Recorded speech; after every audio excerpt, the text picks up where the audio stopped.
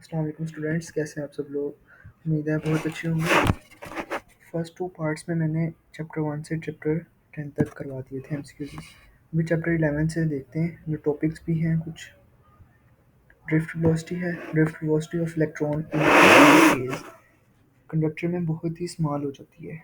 ठीक है, speed of light तो हो ही नहीं सकता, टर्मिनल वेलोसिटी भी नहीं हो सकती, इक्वल टू अप्लाइड वोल्टेज नहीं हो सकता, स्मॉल वेलोसिटी होगी। Drift velocity is directly proportional to इसका जो है ना रेजिस्टेंस नहीं हो सकता, टेम्परेचर भी नहीं हो सकता, रेजिस्टेंस भी नहीं हो सकती, इलेक्ट्रिक फील्ड जो है वो हमारे पास नहीं आ सकता इसका। ठीक है, मैं एक आपको बात बता दूं, अगर आपको आंसर्स नहीं आता तो आप उसकी जगह उसका ना अपोजिट देख लिया करें।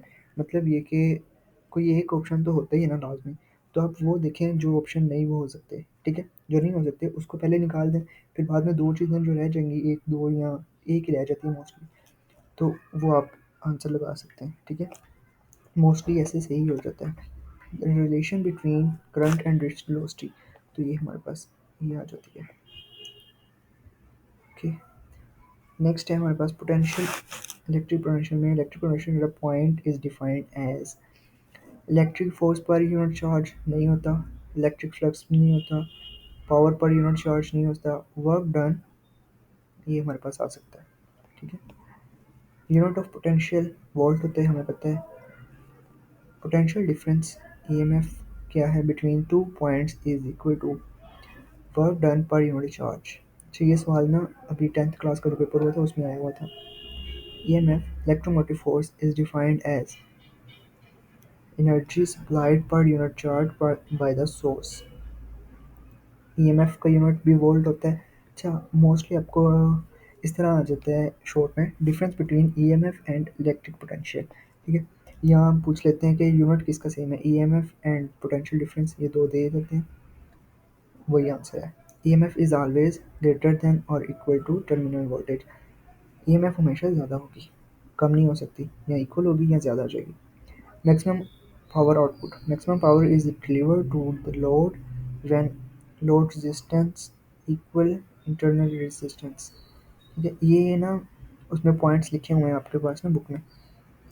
Maximum power transfer theorem, maximum power transfer theorem applies to both AC and DC, दोनों सर्किट्स पे हम अप्लाई कर सकते हैं। Power delivered by a battery, power delivered by a battery is given by P is equal to E square R over R plus R whole square।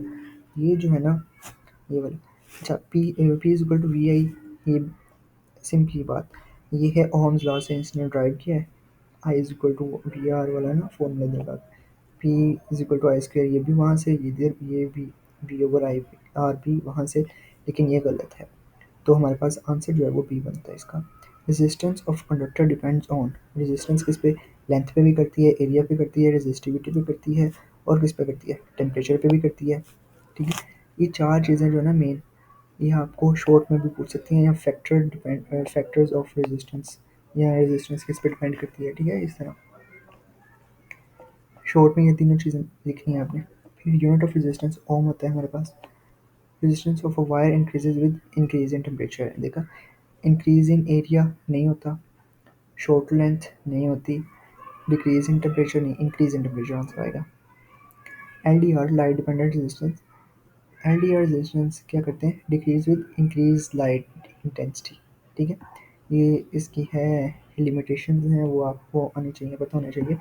LDR is made of, LDR किससे होता है, cadmium sulphide. LDR commonly used in autumn automatic street lights and sensor. अच्छा, LDR का main purpose होता है ना, वो जैसे अंधेरा होता है, हम पास से गुजरते हैं तो लाइट ऑन हो जाती है। ठीक है, वो सारा एलडीआर है। और इसकी ये जो एलडीआर है वो यूज़ होता है, आप अगर किसी शॉपिंग मॉल में जाएं तो गेट के पास जाते ही वो गेट खुद ही खुल जाते हैं। ठीक है, शीशे का जो लगा होता है ऊपर सेंसर होता है, वो एलडीआर की ही यूज़ कर रहे हैं। ओके, इसके दो लॉज हैं किरचॉफ के। एक जो है ना लॉ, जो फर्स्ट लॉ है वो उसमें आ जाता है लॉन्ग में। ठीक है, मॉडल पेपर में भी वो गिवन था, फर्स्ट नंबर में भी आया, सेकंड नंबर में इसकी पॉसिबिलिटी बहुत ज़्यादा है कि आ जाए। किरचॉफ लॉ जो है इसको हम किस पे बेस करते हैं, कंजर्वेशन ऑफ चार्ज पे करते हैं। ठीक है, कंजर्वेशन चार्ज पे करते हैं, और लूप रूल जो सेकंड रूल है वो कंजर्वेशन ऑफ एनर्जी से करते हैं, ठीक है। फिर according to Kirchhoff first law, algebraic sum of potential at junction, मतलब कि एक जॉइंट पे जब मिलते हैं तो क्या हो जाता है, वो ज़ीरो हो जाते हैं, ठीक है। पोटेंशियोमीटर मेजर्स, पोटेंशियोमीटर क्या मेजर करता है, इलेक्ट्रिक पोटेंशियल डिफरेंस और ईएमएफ, मतलब कि ये वोल्ट को करेगा, ठीक है। The working principle of potentiometer is based on, potentiometer किस पे बेस करता है, potential drop across a uniform wire. Potentiometer gives more accurate result than a voltmeter because, किस वजह से, no current is drawn from the circuit, current बाहर नहीं जाता, इस वजह से पोटेंशियोमीटर ज़्यादा एक्यूरेटली करता है। Thermistor is a resistor whose resistance changes with temperature के साथ चेंज होती हैं, ठीक है। NTC thermistor has resistance that decrease with temperature. Thermistor are used in temperature sensor and circuits. Motor में भी यूज़ नहीं होता, कैपेसिटर में भी नहीं होता, और लाइट डिटेक्टर्स में भी यूज़ नहीं होता, टेम्परेचर सेंसर के लिए और सर्किट्स में यूज़ होता है। फिर नेक्स्ट चैप्टर है magnetic field is a region where, magnetic field को क्या होती है, जहाँ पे चार्ज या मैग्नेट रखा जाए और फोर्स उस पर लगे, ठीक है। Electric charge are at rest, नहीं होता, नो फोर्स एक्ट, फोर्स तो एक्ट होती है वहाँ पे, ओनली इलेक्ट्रिक फील्ड एग्जिस्ट, ऐसा नहीं होता, ये इसका बी ऑप्शन आ रहा है। ऐसे unit of magnetic field is, magnetic field Tesla होती है, ठीक है। वेबर जो है वो इंटेंसिटी कहा जाता है, टेस्ला, सॉरी टेस्ला दो बार लिख दिया, गॉस भी नहीं होता। Magnetic field lines from open curve closed continuous loops, magnetic field line जो हैं फॉर्म का कैसे बनती हैं, जब क्लोज्ड कॉन्टिन्यूस लूप होती है, स्ट्रेट लाइन नहीं होती उनकी, रैंडम पाथ भी नहीं होता उनका, वो होता है ना जैसे अर्थ की लाइंस बन रही होती हैं, आपने देखा होगा, ठीक है। रेडियस की तरह रेडियली इनवर्ड होती हैं या आउटवर्ड होती हैं, ठीक है। फिर magnetic flux density is defined as, magnetic flux passing normally पर यूनिट एरिया, टेस्ला फिर से आ गया, मैग्नेटिक फ्लक्स डेंसिटी का भी टेस्ला है और मैग्नेटिक फील्ड का भी टेस्ला था। Magnetic flux through a surface is maximum, field lines are perpendicular to surface. Magnetic force on current current conductor, ये लॉन्ग में आ सकता है सवाल, ठीक है, इसकी आपने डायग्राम भी बनानी है और फिर उसके इलेबोरेट भी करनी है। Current carrying conductor experiencing a force in a magnetic field if it is parallel to field, नहीं, it makes an angle other than 0 degree और 180 डिग्री। हाँ, इसमें ना cos थीटा यूज़ होता है या sin थीटा, मुझे कंफर्म नहीं है, लेकिन मैक्सिमम ज़ीरो पे होती है, मैक्सिमम ज़ीरो पे कब होगी, cos थीटा में मैक्सिमम ज़ीरो होती है, ठीक है। cos थीटा इसमें यूज़ करेंगे हम, और जब sin थीटा यूज़ करेंगे तो हमारे पास ज़ीरो हो जाएगी। It makes an angle other than 0 degree और 180 डिग्री, ये सॉरी मैंने डिलीट ही नहीं किया। Current carrying the magnitude of force on a conductor is given bye, अच्छा एफ जो होता है ना, वो एफ हमारे पास है बी आई एल, ठीक है। आई एल बी जिसको कहते हैं, I L B sine theta, ये क्रॉस प्रोडक्ट है, ठीक है। इसका आंसर यही है, ये इसका आंसर है, ठीक है, ये मैं हाईलाइट कर देता हूँ, इसका आंसर है। फिर नेक्स्ट है the direction of magnetic force is given by Fleming left hand rule, ठीक है। मैग्नेटिक फोर्स जो है ना उसकी डायरेक्शन हम लेफ्ट हैंड रूल से यूज़ करते हैं। वेलोसिटी सेलेक्टेड मेथड, ये शॉर्ट में आ जाता है, the velocity selected method on the principle that electric and magnetic force balance each other, ठीक है। Magnitude of force on a conductor is given by, देखो ये वाला सवाल मैंने इधर दोबारा लिख दिया, F is equal to B I L sine theta या I L B sine theta इसको कहते हैं। Velocity selector is used in, velocity selector is using, कहाँ पे यूज़ होता है वो, मैस स्पेक्ट्रोमीटर्स में यूज़ होता है, अभी आपने केमिस्ट्री में पढ़ा होगा अगर आपकी वो है तो।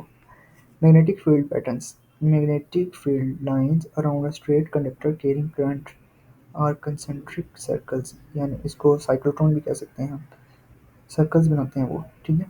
Direction of magnetic field around a current is given bye right hand rule. Solenoid, the field lines are parallel and uniform. Solenoid में पैरेलल होंगी और यूनिफॉर्म होंगी। कर्व नहीं हो सकती, सर्कुलर भी नहीं, एब्सेंट एब्सेंट तो होगी ही नहीं ना। फील्ड लाइंस तो जनरेट होती होती हैं। The magnetic field inside a solenoid is strong and uniform होगी। ठीक है, पैरेलल होगी, यूनिफॉर्म होगी, स्ट्रॉन्ग होगी। तीन कैरेक्टरिस्टिक्स पता चल गई इसमें। Magnetic field lines inside a solenoid depends on किस पे करती हैं? नंबर ऑफ टर्न्स पे करती हैं, करंट पे करती हैं, लेंथ पे करती हैं। जितना ज़्यादा करंट होगा उतनी ज़्यादा मैग्नेटिक फील्ड लाइंस जनरेट होगी, जितनी ज़्यादा लेंथ होगी उतनी ज़्यादा मैग्नेटिक फील्ड लाइंस जनरेट होंगी। ठीक है, ये इन तीनों की डायरेक्ट रिलेशन है उसका। ठीक है, ये शॉर्ट में भी आ जाता है। Solenoid behave like a bar magnet with north and south poles. तो बार मैग्नेट मतलब कि ऐसा जैसे पेंसिल होती है ना हमारे पास, उस तरह का। मैग्नेटिक फ्लक्स जो है उसका यूनिट वेबर है हमारे पास। और इसको कैसे लिखा जाता है? Weber is equal to phi is equal to B A cos theta. यहाँ पे ये डॉट प्रोडक्ट है। डॉट स्केलर प्रोडक्ट में भी आप इसकी एग्जांपल दे सकते हो। B dot A is equal to B A cos theta. ठीक है, फिर है magnetic flux is maximum when the field is perpendicular to surface. Perpendicular to surface होगी तब वो उसके मैक्सिमम हो जाएगा। The Faraday law states that, ये उसमें शोर में आ सकता है सवाल। डिफाइन फेरेडे लॉ और इसके कुछ चीज़ें पूछ लेते हैं फिर। Changing magnetic flux induce EMF. ठीक, सिंपल सी बात है। मैग्नेटिक फील्ड यूनिफॉर्म वो तो होती है लेकिन इसमें नहीं होगी। उसने सिर्फ उसकी डेफिनेशन पूछी है या स्टेट्स पूछी है। Induced EMF is direct proportional to, induced EMF जो है वो डायरेक्ट रिलेशन किसके साथ है उसका? मैग्नेटिक फ्लक्स के साथ है। मैग्नेटिक फील्ड लाइंस के साथ नहीं है। फील्ड लाइन चेंज होगी तो मैग्नेटिक फ्लक्स बनेगा, ऐसे ही है ना। तो rate of change of magnetic flux इसका आंसर है। रेजिस्टेंस और करंट नहीं हो सकते। इंड्यूस्ड ईएमएफ इंक्रीज्ड, कैसे इंक्रीज होगी? Moving bar magnet faster, yes. ये जितना ज़्यादा हम मैग्नेट को मूव करेंगे उतनी ज़्यादा वो हो जाएंगे, ईएमएफ होगी। Lenz law, Lenz law gives direction of induced current, magnitude of EMF. अच्छा, इसका answer direction of induced current ही आएगा। Lenz's law is based on, Lenz's law किस पे बेस करता है? कंजर्वेशन ऑफ एनर्जी पे करता है। ठीक, according to Lenz's law the induced current always, induced current जो है अपोज करेगा। ठीक है, oppose the direction. Frame of reference, frame of reference ऐसा चैप्टर है जिसके अंदर ये रिलेटिविटी वाला चैप्टर है ना। तो सिर्फ तीन टॉपिक्स हैं। लास्ट टाइम तो ये नहीं आया था लेकिन इस बार हो सकता है, पॉसिबिलिटी है कि ये आ जाए। इसमें आपके पास आएगा लॉन्ग में रिलेटिविटी के कॉन्सिक्वेंसेस, जिसमें वो दो तीन चीज़ें ना, टाइम डायलेशन वगैरह उस टाइम में। मैस कोऑर्डिनेशन है, टाइम डायलेशन और एक और है। A frame of reference is a coordinate system used to describe the position and motion of an object. Yes. Type of force ऐसा नहीं है। मैग्नेटिक फील्ड डायरेक्शन और ग्रेविटेशनल इफेक्ट ये भी नहीं हो सकते। ये तो इस चैप्टर में ही नहीं है ना, इस वजह से ये फर्स्ट वाला है। Stationary observer on Earth considered as inertial frame of reference. ठीक है, फिर when an object moves with uniform velocity it is described in inertial frame of reference. Inertial और नॉन इनर्शियल में डिफरेंस आ जाता है।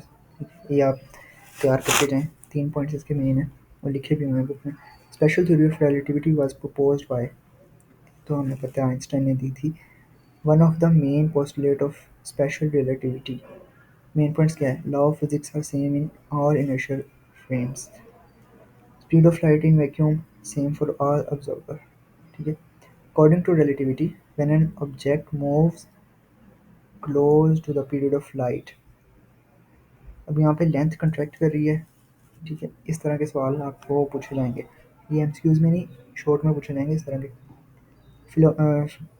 Phenomena of time dilation means, time dilation से क्या मुराद है यहाँ पे?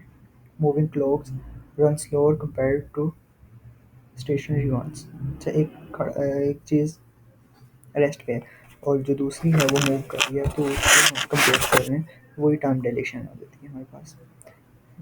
ई is equal to M C square, ये उसने आइंस्टाइन ने दी थी। Nuclear reaction, which of the following is always conserved? Charge, energy and momentum, ये तीनों चीज़ें कंजर्व रहेंगी। ठीक है, mass energy equation ये हो गया हमारा। In a beta decay, which conservation law holds true? Charge and lepton number. अच्छा, अब ये इस 14 चैप्टर से वो सवाल आ रहे हैं जो आपके पास दो एमसीक्यूज आएंगे, ठीक है, दो में से इसी तरह के आएंगे सवाल। लास्ट टाइम पेपर में लेप्टॉन का आया हुआ था और हेड्रॉन का। Radioactive decay is the process in which an unstable nucleus emits particles or energy to become stable। ठीक है, स्टेबिलिटी के लिए हम रेडियोएक्टिव डिके करवाते हैं। अभी हमने सेकेंड ईयर में भी तो पढ़ना है ये सारा, इंशाल्लाह मैं जल्दी पोस्ट करूँगा, वो बना चुका हूँ मैं। Half life of a radioactive element is the time in which. Half life radioactivity क्या होती है? ये वो होती है जिसमें half of the radioactive atoms decay, एक सेकंड में या एक पीरियड में वो कितना ज़्यादा डिके हो रहा है। ठीक है, फॉर एग्जांपल अगर उसकी टाइम उसका 20 सेकंड है तो 100 से 20 सेकंड बाद वो हाफ हो जाएगा तो 50 बच जाएगा, फिर नेक्स्ट 20 सेकंड बाद वो 25 हो जाएगा, इस तरह। ठीक है, beta minus decay result in, beta minus कब होता है? एनिहिलेशन प्रोसेस वगैरह आपने पढ़े होंगे। अच्छा, न्यूट्रॉन जो है वो प्रोटॉन और इलेक्ट्रॉन देता है प्लस एंटी न्यूट्रिनो देता है। अगर एंटी न्यूट्रिनो की जगह सिर्फ न्यूट्रिनो हो तो वो बीटा प्लस में आएगा। Quarks are fundamental particles that make a proton and neutron. ठीक है, क्वार्क्स में है वो फंडामेंटल प्रोटॉन है, ये डिफाइन क्वार्क्स, ये डेफिनेशन है क्वार्क की। Number of types of quarks, 6 types हैं, ये आपने लाजमी तैयार करके जाना है, ये लॉन्ग में आ सकता है। Each quark has a fractional charge of, charge कौन सा होता है? +2/3 और -1/3 इलेक्ट्रॉन, ये इसका चार्ज हो सकता है। फैमिली ऑफ क्वार्क्स में आ जाता है, quarks are arranged in 3 generation. First generation includes, पहले में क्या है? अप एंड डाउन है, सेकंड में क्या है? चार्म एंड स्ट्रेंज है, थर्ड में टॉप एंड बॉटम है। ये 6 इसके जनरेशन हैं, मतलब 6 टाइप्स हैं। Hadron are quarks are particle made up of quarks, hadron quark से बनते हैं। Main 2 types of hadron are, hadron की बेरियन एंड मेसॉन है, ये आपके पास शॉर्ट में आ सकते हैं। लेप्टॉन एंड फोटॉन भी आ सकते हैं, क्वार्क्स एंड ग्लूऑन्स भी। अच्छा, ग्लूऑन्स एंड फोटॉन ये दोनों भी आ सकते हैं, शॉर्ट में एक में डिफरेंस आ जाते हैं इनमें। Proton is a hadron made of 2 up quarks and 1 down quark. Proton जो है is a hadron. Okay, leptons are fundamental particles that do not experience strong nuclear force। Lepton जो है वो ऐसा पार्टिकल है जिसमें स्ट्रॉन्ग फोर्स नहीं आती। लेप्टॉन की एग्जांपल क्या है? इलेक्ट्रॉन है, मुऑन है एंड न्यूट्रिनो है। लेप्टॉन फैमिली कितनी है? 3 है, अभी हमने देख लिया, electron, muon and neutrino. Force carrier particle are also known as boson. Photon यानी कि gamma rays is a force carrier of EMF, electromagnetic force, sorry EMF कह रहा हूँ, इलेक्ट्रोमैग्नेटिक फोर्स है। फिर द ग्रेविटॉन जो है जिसको हम हाइपोथेटिकल पार्टिकल कहते हैं, is believed to mediate gravitational force. ठीक है, यहाँ पे हमारा चैप्टर्स कंप्लीट हो रहे हैं सारे। एक्सरसाइजेज के भी कुछ उसमें मैंने मिक्स किए हैं, लेकिन मोस्टली इन्हीं में से आ सकते हैं पेपर। ठीक है, इस टाइप के भी आएंगे और इसी तरह आएंगे। ठीक है, चलें आपसे नेक्स्ट वीडियो में मिलते हैं। हाँ, एक बच्चे का मैसेज आया हुआ था 20 टॉपिक्स का, वो मैं इंशाल्लाह अभी करूँगा। 20 टॉपिक्स बना लिए हैं, बस वीडियो अपलोड करने वाली है उसकी भी। ओके, अल्लाह हाफिज़।